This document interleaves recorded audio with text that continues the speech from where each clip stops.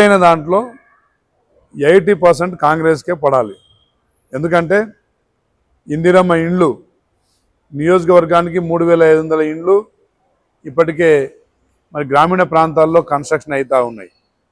అదేవిధంగా ప్రతి ఒక్క నిరుపేద ఇంటికి 200 యూనిట్ల కరెంటు ఫ్రీ ఇస్తూ ఉన్నాం.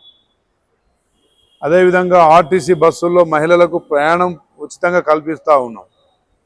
అదేవిధంగా రేషన్ కార్డు ప్రతి నిరుపేద కుటుంబానికి 10 సంవత్సరాల్లో ఒక రేషన్ కార్డు ఇవ్వకపోతే మనం ఈరోజు రేషన్ కార్డులు కూడా 40 లక్షల రేషన్ కార్డులు ఇవ్వడం జరిగింది.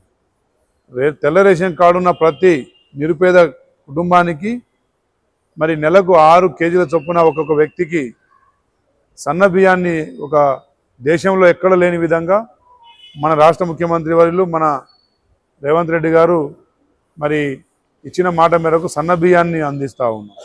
ఉద్యోగాలు 65,000 ఉద్యోగాలు 2 సంవత్సరాల్లోనే భర్తీ చేసి వారికి నియామక పత్రాలు చేపట్టినాం.